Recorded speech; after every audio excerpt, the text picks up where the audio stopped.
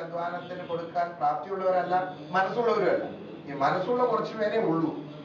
ആ മനസ്സുള്ള കുറച്ചു പേരെ കൊണ്ടാണ് ഈ മലങ്കര സഭയിലെ ഈ ജീവകാരുണ്യ പ്രവർത്തനം ഒരു ആരോഗ്യകരമായ മത്സരത്തിലൂടെ അത് ചെയ്യുന്നു എന്നുള്ളത് മലങ്കര സഭയ്ക്ക് എന്നും അഭിമാനകരമാണ്.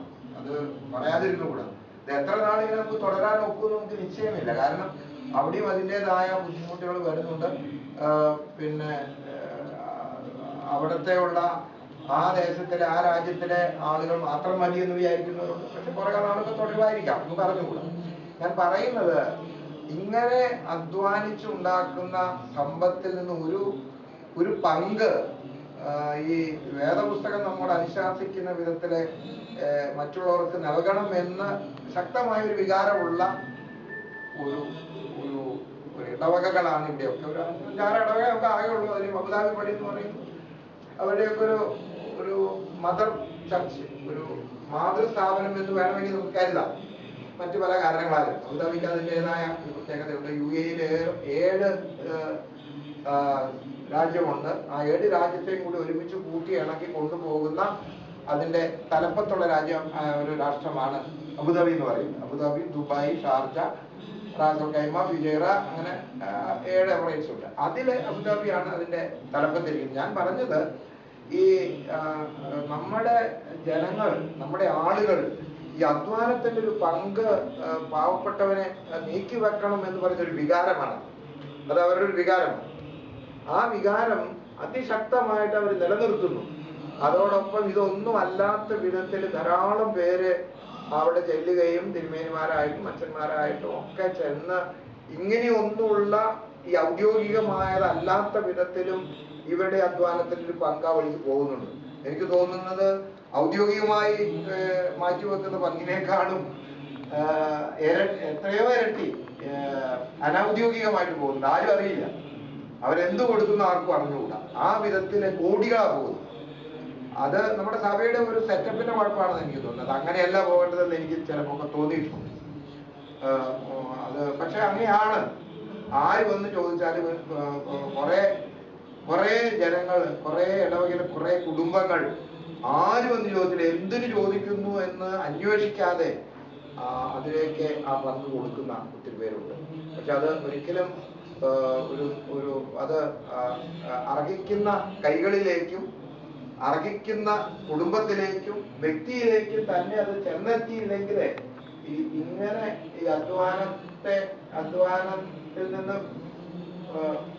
ചോദിച്ച് അവരിൽ നിന്ന് വാങ്ങുന്നവരോട് ദൈവം എണ്ണ കാണിക്കുകയില്ലെന്നാണ് എൻ്റെ വിചാരം.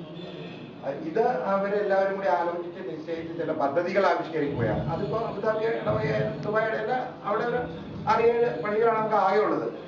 ഈ മലങ്കര സഭയുടെ മൊത്തം ജീവകാരുണ്യ പ്രവർത്തനത്തിന് ഒരു പുതിയ മുഖം ഈ ദേവാലയങ്ങളൊക്കെ നൽകിയിട്ടുണ്ട്. അതിന് അവർക്കൊരു ആവേശമാണ് ഇത് കൊടുക്കണമെന്നുള്ളത്.